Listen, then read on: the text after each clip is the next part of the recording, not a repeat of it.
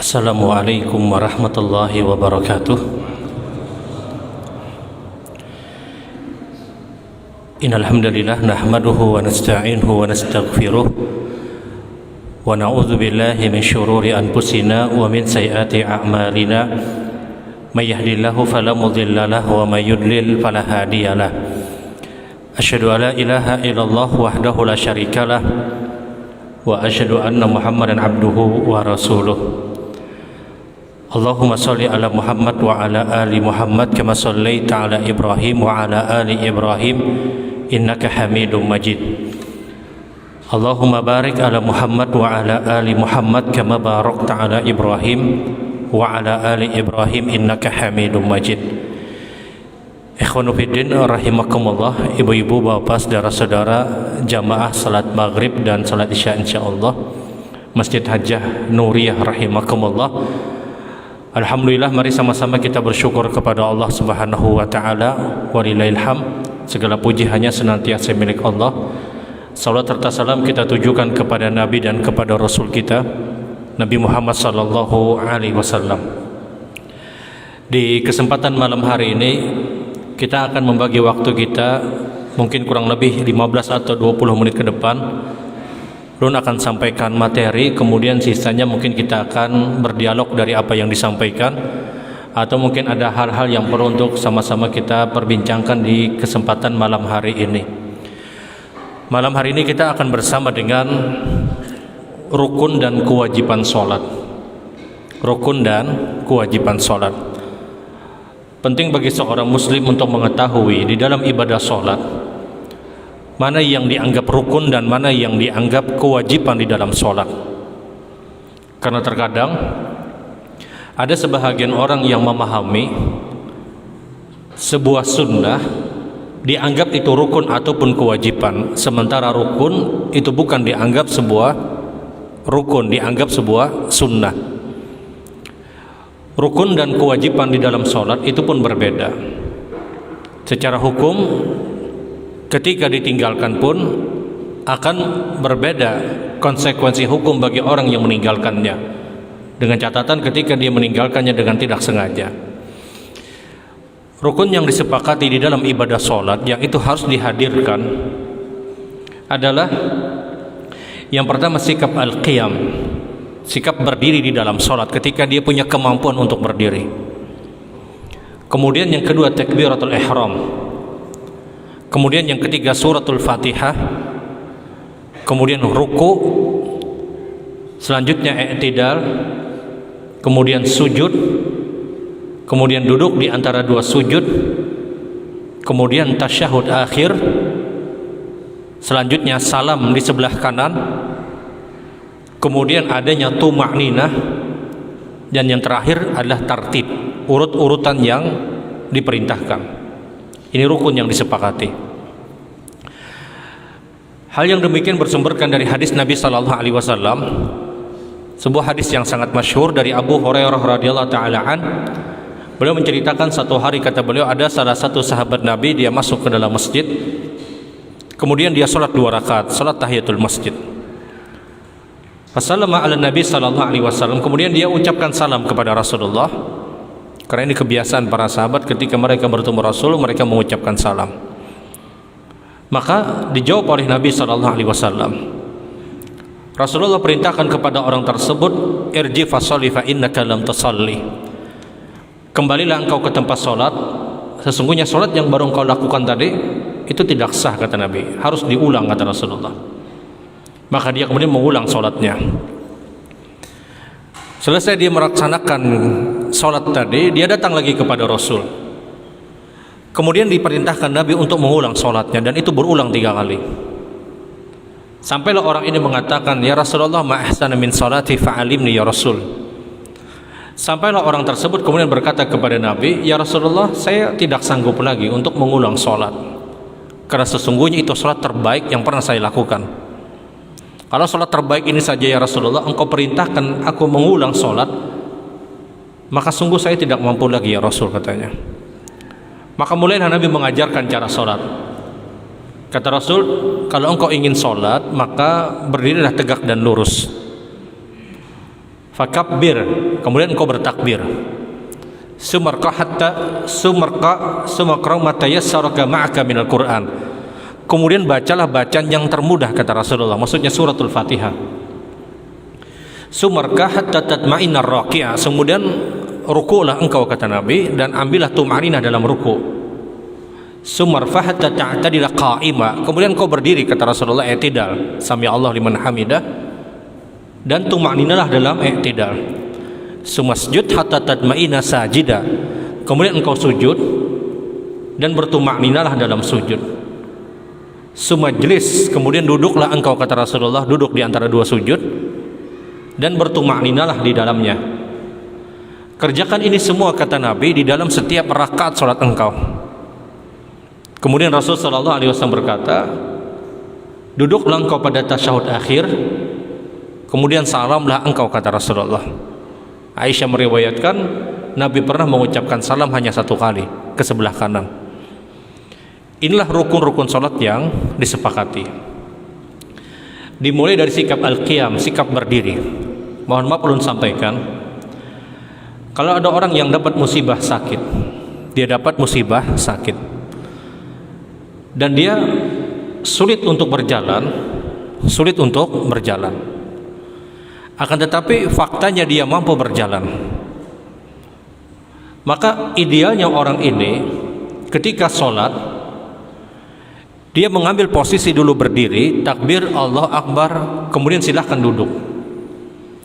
Karena kalau dia langsung mengambil posisi duduk, dia merasa saya sakit, dia merasa sulit untuk berjalan, dia merasa dia punya problem dalam kesehatannya. Tahu-tahu dia ambil kursi, kemudian dia langsung takbir pada posisi duduk Allah Akbar, maka ini dianggap telah meninggalkan salah satu rukun dari rukun-rukun sholat, yaitu sikap berdiri. Dia berdiri sebentar takbir Allah Akbar, kemudian silahkan duduk. Karena jelas orang yang mampu datang ke masjid, orang yang bisa berjalan, logikanya dia pasti bisa berdiri. Orang yang bisa berjalan, jelas logikanya dia pasti bisa berdiri.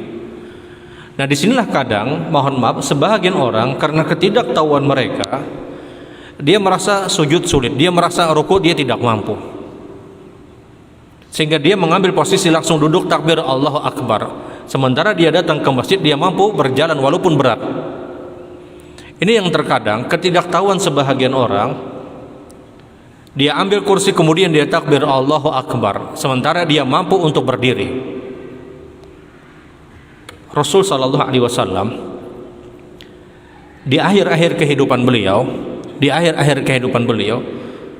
beliau memaksakan tetap sholat dalam posisi berdiri, walaupun ketika itu, kata Abu Hurairah, Rasulullah bersandar di salah satu tiang dari tiang-tiang masjid. Rasul ingin berikan pelajaran kepada kita, kalau orang tersebut mampu berdiri, maka dia berdiri walaupun mungkin sebentar. Dia berdiri takbir Allah Akbar, kemudian silahkan duduk. Karena kalau dia ambil kursi kemudian dia langsung duduk, maka dia meninggalkan salah satu rukun dari rukun-rukun sholat yang disepakati.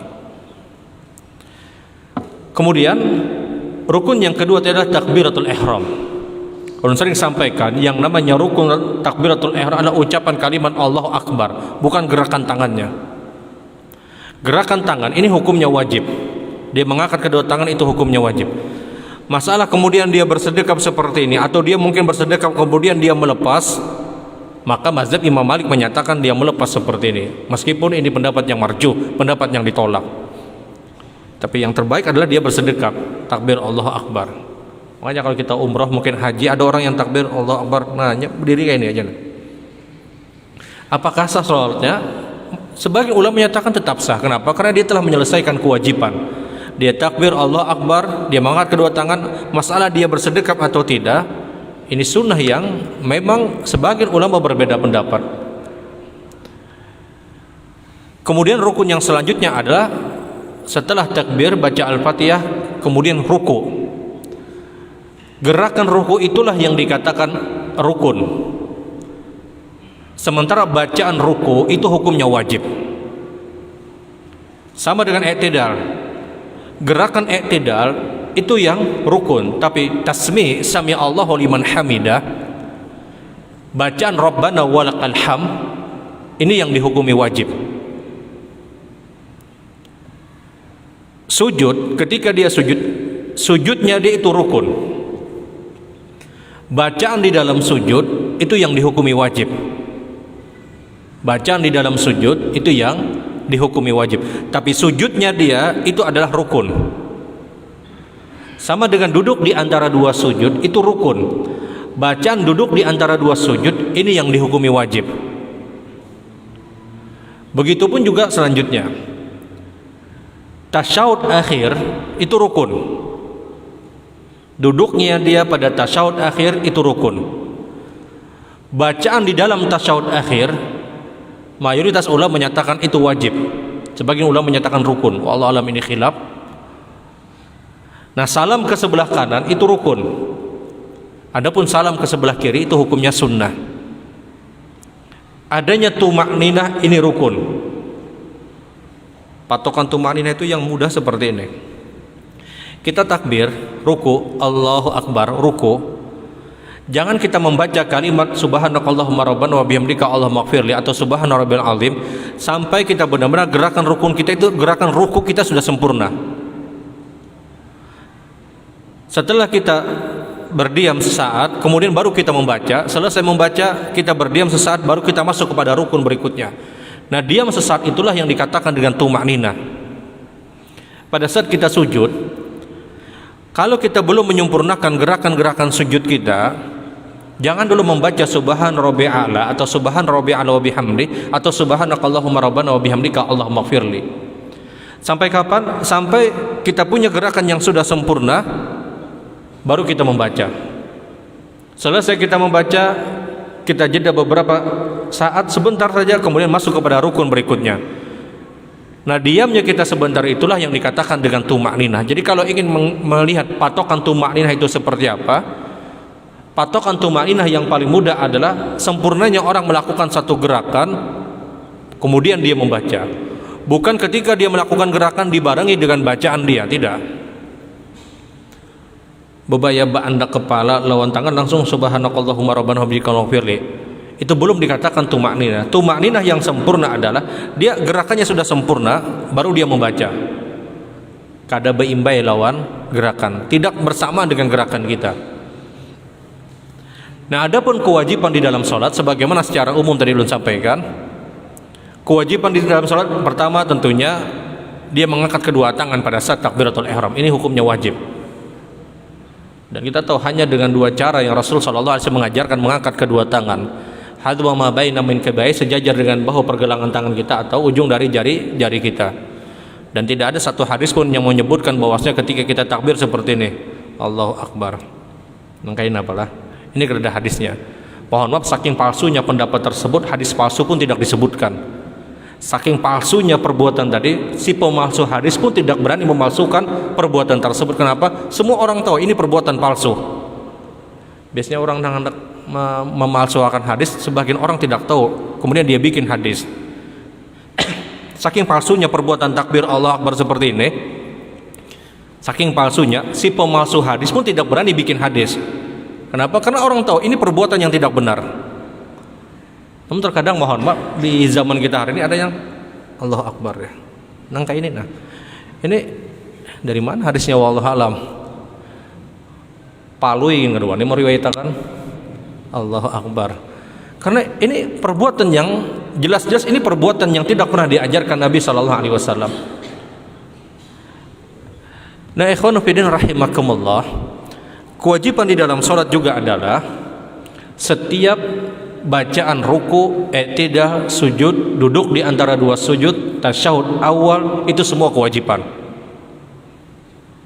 Ruku yang kita membacaan subhan rabbil azim atau subhanakallahumma rabbana wa bihamdika allahumma ighfir, itu hukumnya wajib.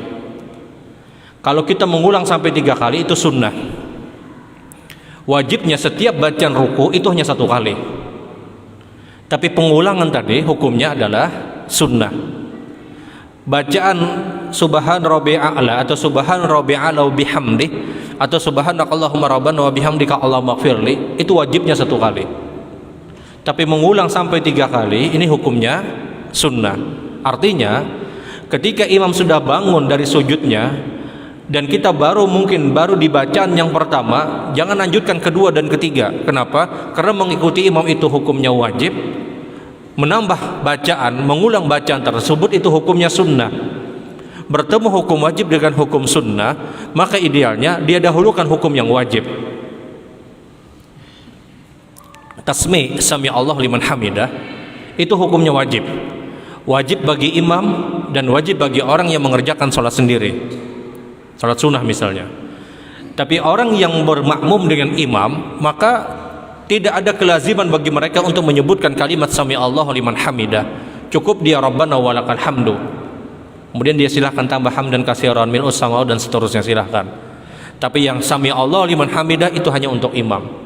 Mohon maaf, kalau seandainya di dalam sholat berjamaah seorang imam yang semestinya dia sami Allahu liman hamidah, kemudian lebih dulu dia ucapkan kalimat Allahu Akbar, apakah dia sujud sahwi? Jumhur ulama menyatakan dia sujud sahwi. Jamaah semuanya harus sujud sahwi. Mestinya sami Allahu liman hamidah, jadi imam Allahu Akbar, kemudian dia perbaiki sami Allahu liman hamidah, tetap sujud sahwi. Ada orang refleks ada orang refleks Allahu Akbar sami Allahu liman hamidah. Apakah dia sujud sahwi? Dia sujud sahwi. Kenapa? Tasmi' itu kewajiban. Nah, di sini membedakan konsekuensi hukum ketika terjadi kesalahan dengan rukun dan kewajiban. Kalau kesalahan rukun dan kewajiban tersebut terjadi pada orang-orang yang sholat, dia meninggalkan salah satu rukun ataupun kewajiban dengan sengaja, sholatnya tidak sah dan dia harus mengulang sholatnya. Makanya hadis Nabi ketika ada sahabat Rasul sallallahu alaihi wasallam yang dia sholat, disuruh Rasulullah mengulang sholatnya. Sebabnya apa? Dia kehilangan tumakninah. Dia kehilangan tumakninah, maka dia harus mengulang sholatnya. Tapi kalau rukun ataupun kewajiban sholat ini dia tinggalkan karena ketidaksengajaan, dia tidak sengaja meninggalkan. Nah, di sini berbeda konsekuensi hukum orang yang meninggalkan rukun dan kewajiban karena ketidaksengajaan. Kalau sengaja jelas semuanya harus mengulang sholatnya. Kehilangan tumakninah harus dia mengulang sholatnya. Nah, kalau ada orang yang meninggalkan rukun atau kewajiban sholat disebabkan karena ketidaksengajaan, dia tidak sengaja meninggalkannya. Di sini berbeda antara orang yang meninggalkan rukun dengan orang yang meninggalkan kewajiban sholat ketika sebabnya adalah tidak sengaja.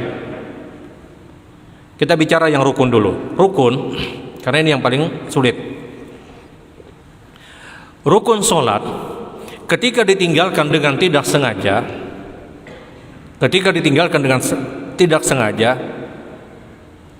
selain takbiratul ihram, maka rakaat yang dia lalui pada saat tersebut tidak dianggap, dia harus menambah rakaat yang baru dan dia sujud sahwi sebelum salam. Adapun kalau dia meninggalkan takbiratul ihram, maksudnya dia tidak ucapkan kalimat Allahu Akbar walaupun dengan tidak sengaja, maka sholatnya harus diulang. Ada orang mengangkat tangan, Allahu Akbarnya dalam hati, dia harus mengulang sholatnya. Tapi selain takbiratul ihram dia tinggalkan karena tidak sengaja, maka orang tersebut dianggap rakaat yang dia lalui pada saat tersebut tidak dianggap. Dia harus tambah rakaat yang baru, kemudian dia kerjakan sujud sahwi sebelum salam. Yang paling rancak itu, yang tertinggal itu biasanya pada saat sujud kedua di setiap rakaat. Kita kan kalau masuk rakaat, i'tidal sami Allah liman hamidah, kemudian kita sujud. Setelah sujud kita duduk di antara dua sujud, kemudian sujud lagi, kemudian baru bangun untuk masuk ke rakaat berikutnya. Yang biasa tertinggal adalah ada orang yang biasa, mohon maaf, lupa. Setelah i'tidal sami Allah liman hamidah dia sujudnya lawas, bangun dari sujud dia duduk, kemudian tahu-tahu dia langsung berdiri, dia belum sujud lagi. Biasa orang tertinggal di situ. Karena kalau tertinggal ruku itu jarang, kalau tertinggal i'tidal itu pun jarang. Yang biasa orang tertinggal adalah di sujud kedua di setiap rakaat.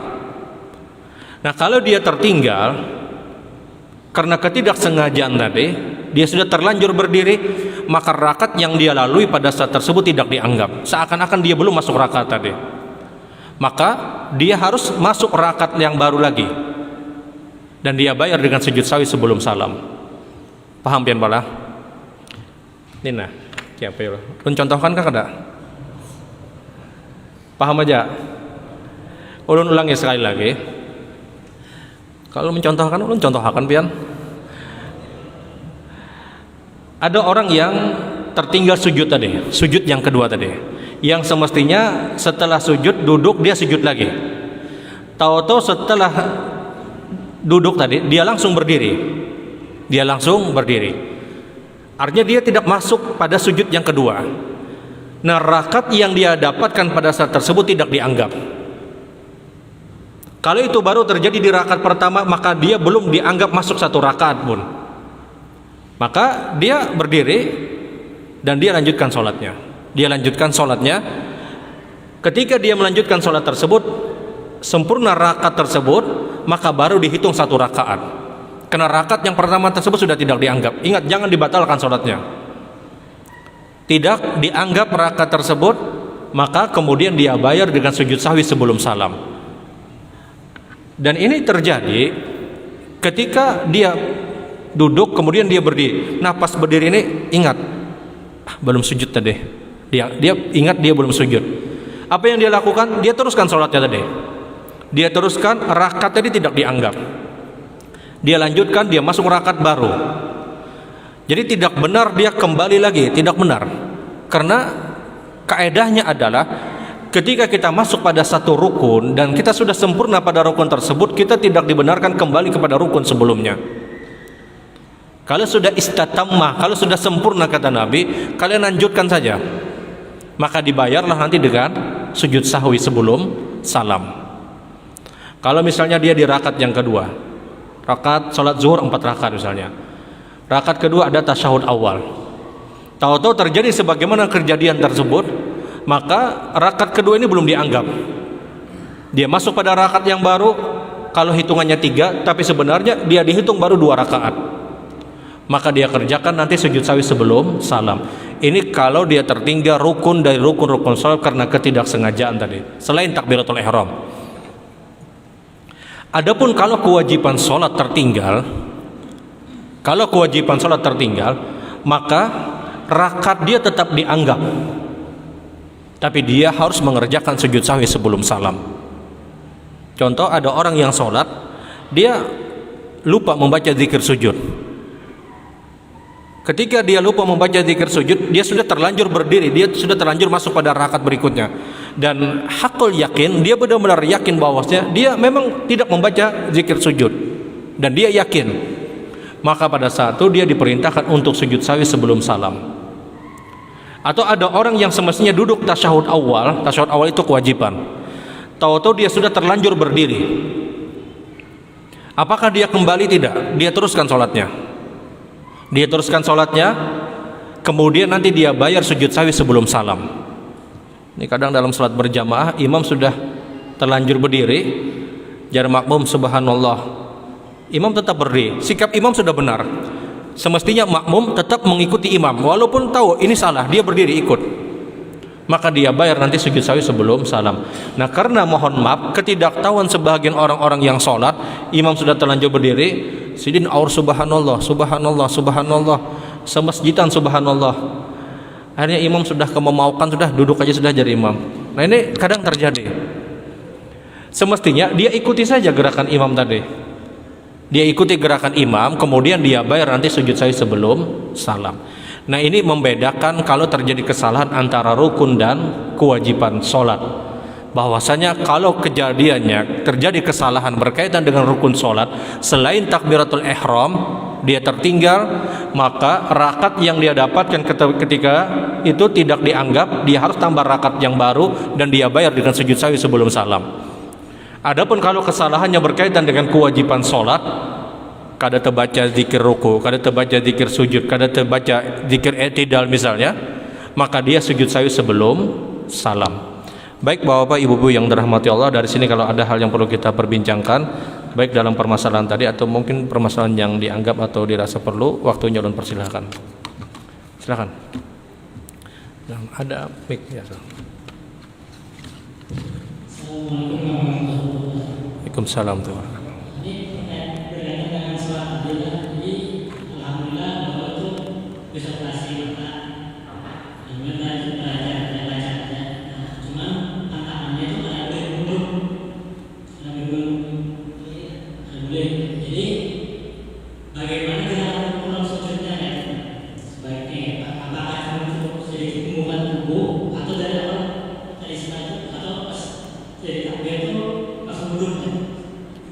Maksudnya posisi sujudnya.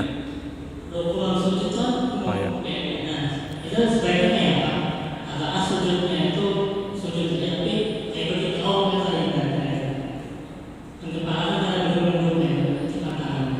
Menunduk dilarang.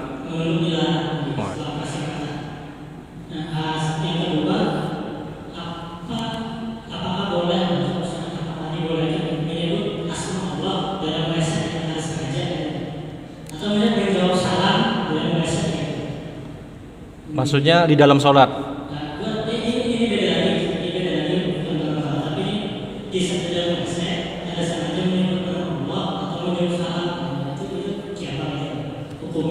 Di dalam toilet maksudnya.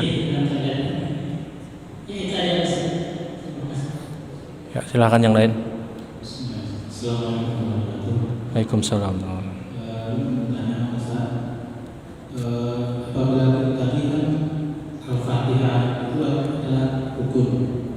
Bagaimana pada saat kita masbuk sudah masuk ke rakaat yang pertama dan tidak mengatakan bacaan imam untuk baca Al-Fatihah, apakah kita juga harus mengulangi atau menambah satu rakaat lagi? Apa sudah sempurna sholat kita kalau dapat mungkin sudah pendek, ternyata kita belum bisa mengatakan surat Al-Fatihah. Ini betul. Selamat.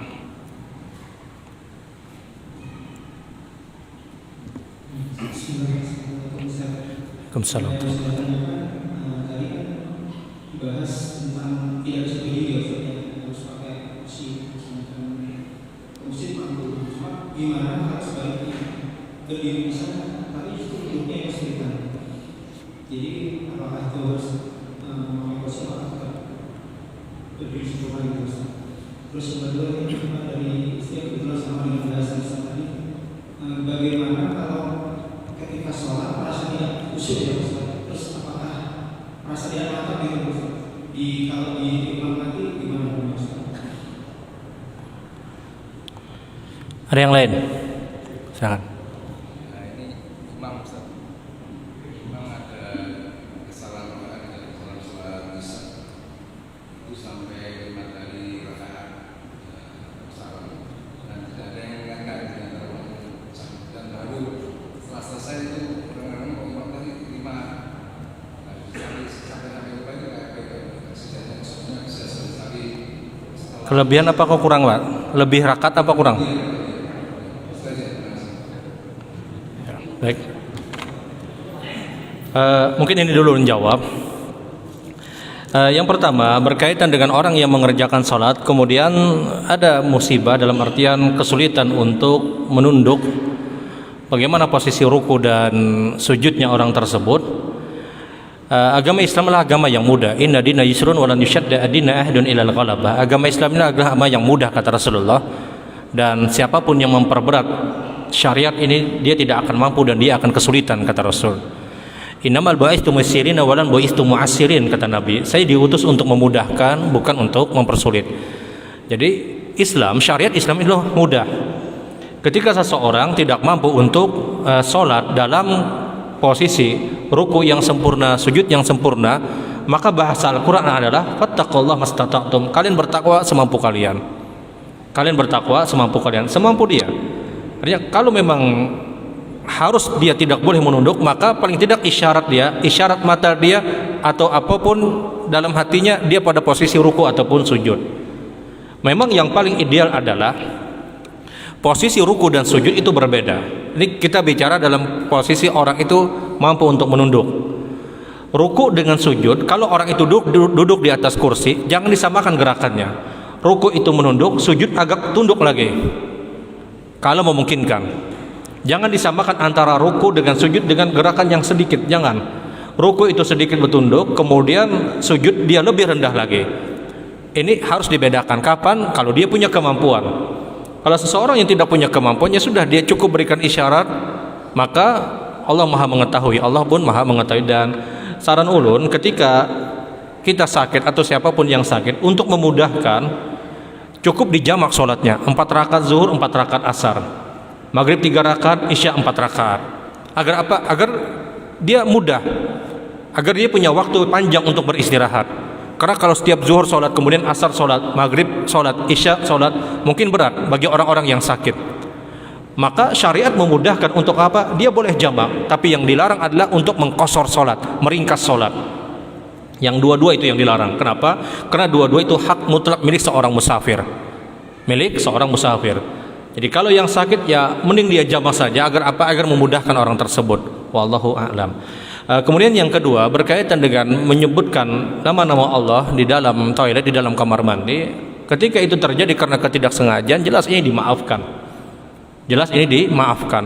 Karena seorang dikatakan berdosa kapan? Ta'amada qalbah, ketika dia punya niat ingin melakukan perbuatan tersebut dan dia tahu ini terlarang, kemudian dia lakukan, maka orang tersebut dihitung berdosa. Tapi kalau orang tersebut melakukan kesalahan berdiri karena nisyan, berdiri karena lupanya orang tadi, atau berdiri ala jahala karena ketidaktahuan dia, atau melakukan perbuatan tersebut karena dalam keadaan darurat, maka itu tidak dianggap, tidak terhitung orang tersebut dianggap berdosa. Tapi kalau lupanya seseorang, dia sebut nama Allah, dia ucapkan salam, dia jawab salam ketika di dalam toilet misalnya, karena refleks, apakah hal yang demikian dimaafkan? Hal yang demikian dimaafkan. Hal yang demikian dimaafkan. Wallahu a'lam. Kemudian pertanyaan yang selanjutnya adalah, seorang yang masbuk, dia dapatkan ternyata imam sudah membaca surat ataupun ayat, dan dia mungkin tidak sempat untuk membaca Al-Fatihah. Apa sikap dia? Sikap dia adalah semampu dia untuk membaca Al-Fatihah. Semampu dia untuk membaca Al-Fatihah. Kalau kita dapatkan imam sudah baca surat atau ayat, dan kita tahu ini surat yang pendek, tidak perlu kita lagi membaca doa iftitah. Kenapa? Iftitah itu hukumnya sunnah. Langsung masuk bacaan surat Al-Fatihah. Agar apa? Agar sempat membaca Al-Fatihah. Kalau dengan cara yang seperti ini pun kita belum selesai Al-Fatihah, maka berlakulah hadis Nabi yang lain, fa idza raka'a farka'u. Kalau imam ruku, kalian langsung ruku walaupun kalian tidak sempat Al-Fatihah. Atau bahkan kita tidak mendapatkan Al-Fatihah dengan imam, kita dapatkan imam ruku, kita ikut langsung ruku, maka Rasulullah SAW bersabda, faman adraka ruku faqad adraka rak'atan. Siapa yang dapat ruku, dia dapat rakaat tadi, kata Rasulullah SAW, walaupun dia belum sempat baca Al-Fatihah. Dan ini keadaan khusus, tapi dalam keadaan umum dia mampu baca Al-Fatihah, dia punya waktu panjang, tahu-tahu dia lepas Al-Fatihahnya, maka mohon maaf, jumhur ulama menyatakan dia telah meninggalkan paling tidak kewajiban atau rukun dari rukun-rukun sholat. Hendaknya seorang muslim dia membaca Al-Fatihah ketika dia sempat di dalam sholatnya. Kalau dia tidak sempat, ya sudah, dia dapatkan ruku, maka Rasulullah menyatakan dia telah mendapatkan rakaat tadi. Wallahu a'lam. Kemudian pertanyaan yang berikutnya adalah, bagaimana kalau seandainya orang tersebut hanya mampu berdiri dan dia tidak mampu duduk? Bagaimana sholatnya? Sekali lagi, kalau dia memang terkendala dengan kesehatan dia qadar Allah tidak mampu untuk duduk, apalagi sujud misalnya, paling tidak gerakan kepalanya ketika ruku rendah, ketika sujud dia lebih rendah lagi, paling tidak. Kalau ruku misalnya bebaya, kemudian sujud agak dia tundukkan lagi, kalau dia tidak mampu untuk duduk. Dan jelas ini dimaafkan. Kenapa? Karena biar bagaimanapun ad-daruratu tubihu mahdzurat, biar bagaimanapun perkara darurat itu mengalahkan semua perkara yang lain. Karena kalau kita bertemu hukum darurat, bahasa Al-Quran, fattaqullah mastata'tum, bertakwalah semampu kalian. Ya sudah, bertakwalah semampu kalian. Makanya ulama bersepakat, kalau ada orang yang sakit, terbaring di rumah sakit, dan mohon maaf dia dalam keadaan najis, pakai keteter misalnya, apakah dia tetap sholat? Tetap dia sholat, tetap dia mengerjakan sholat. Dia tidak boleh melepaskan ibadah sholat tadi. Bagaimana kondisi dia yang sedemikian rupa, tetap dia mengerjakan sholat. Kenapa? Karena ini dalam keadaan darurat. Tidak boleh kita berdalil, oh saya tinggalkan sholat, kenapa? Saya dalam keadaan najis. Tidak. Ibadah sholat satu-satunya kewajiban yang diwajibkan oleh Allah dalam kondisi dan keadaan apapun kita, kecuali kita tidak punya kesadaran. Satu-satunya ibadah yang diwajibkan oleh Allah dalam kondisi apapun itu ibadah sholat. Dalam kondisi seperti apapun. Mohon maaf, kalaulah seandainya sampai ada orang yang mohon maaf dia tidak punya pakaian sama sekali. Dia tidak punya pakaian sama sekali. Apakah dia sholat dalam keadaan uryan, dalam keadaan mohon maaf dia tidak menggunakan pakaian, di satu keadaan di hutan misalnya atau dimanapun, dia tidak punya pakaian apapun, apakah dia tetap wajib sholat? Dia tetap wajib sholat. Dia tetap wajib sholat dalam kondisi seperti apapun, dalam kondisi seperti apapun. Wallahu a'lam. Kemudian pertanyaan yang selanjutnya adalah, ada sebagian orang yang mungkin ketika sholat dia merasa tidak khusyuk. Apakah dia harus mengulang sholatnya? Tidak. Pengulangan sholat itu tidak dibenarkan kalau alasannya adalah kita tidak punya khusyukan. Tidak. Ingat, khusyuk di dalam sholat itu bukan rukun.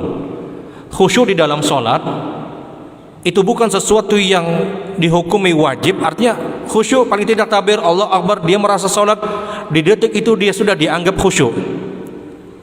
Kalau ada orang yang sholat takbir Allah Akbar, kemudian dari baca Al-Fatihah sampai salam pikirannya kesana kemari misalnya, apakah orang tersebut mengulang sholatnya? Dia tidak mengulang sholatnya. Dia tidak mengulang sholatnya. Kenapa? Karena dia telah menyelesaikan rukun sholat. Dia telah menyelesaikan kewajiban sholat. Dia membaca ketika ruku, dia membaca ketika i'tidal, tapi mungkin dia tidak merasa dia sedang membaca. Nah, model orang yang seperti ini, apakah dia mengulang sholatnya? Tidak. Kenapa? Karena dia sudah tuntaskan rukun dan kewajiban. Karena kalau alasannya adalah kehusyukan, dia tidak mendapatkan kehusyukan, kalau itu dijadikan patokan, orang yang tidak khusyuk dia mengulang sholatnya, mohon maaf, mayoritas sholat kita harus diulang. Siapa yang mampu bertahan dari takbir sampai salam tidak terganggu pikirannya? Berat, sangat-sangat berat. Meskipun ada mungkin sebahagian orang yang dia punya kemampuan luar biasa. Pikiran apapun yang dihadirkan ketika sholat itu terjadi pada semua orang sholat. Karena ini yang sudah ditetapkan, yaqumu bainal musallina udkur kadza kata Rasul. Ketika kita sholat, syaitan itu pasti hadir. Dia akan menghembuskan, dia akan mengingatkan kepada kita sesuatu apapun di luar sholat agar kita mengingat. Dan di sini kehusyukan tidak menjadikan dia kehilangan khusyuk, tidak menjadikan dia harus mengulang sholatnya, tidak. Orang itu diperintahkan mengulang sholat kapan? Kalau dia kehilangan salah satu syarat sah sebelum sholat. Contoh misalnya ada orang yang sholat, tahu-tahu dia sadar dia belum berwudu, maka dia batalkan sholatnya dan dia ulang sholatnya. Ada orang yang sholat misalnya, ketika dia sholat, tahu-tahu dia sadar selesai salam, takbir, selesai salam, assalamualaikum warahmatullahi wabarakatuh, assalamualaikum warahmatullahi, dan dia lihat ternyata arah kiblatnya itu salah, maka dia mengulang sholatnya, karena itu syarat sah. Ketika dia sholat, ternyata selesai sholat dia sadar ternyata dia menggunakan pakaian yang pakaian tersebut auratnya terbuka. Apakah dia mengulang sholatnya? Dia mengulang sholat. Kenapa? Karena itu syarat sah untuk mengerjakan sholat. Ada orang yang takbir Allah Akbar, tahu-tahu azan zuhur baru dikumandangkan. Apakah dia batalkan sholatnya? Dia batalkan dan diulang sholatnya. Kenapa? Karena dia belum masuk sholat, dan itu adalah salah satu syarat sah sholat. Adapun kehusyukan bukan dikatakan menjadikan dia harus mengulang sholatnya, tidak. Karena kalau itu dijadikan harus mengulang sholatnya, mayoritas sholat kita itu harus diulang. Mayoritas sholat kita itu harus diulang. Wallahu a'lam.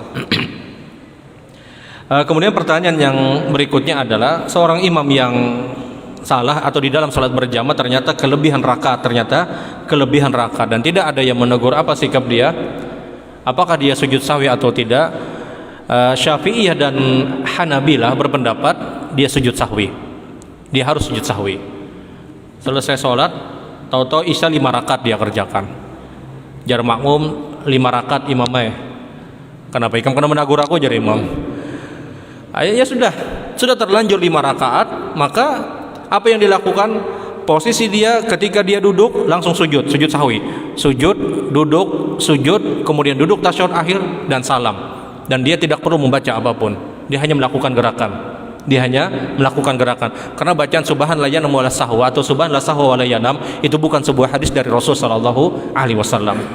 Jadi kalau posisinya kelebihan rakaat, sebahagian besar ulama menyatakan dia sujud sahwi.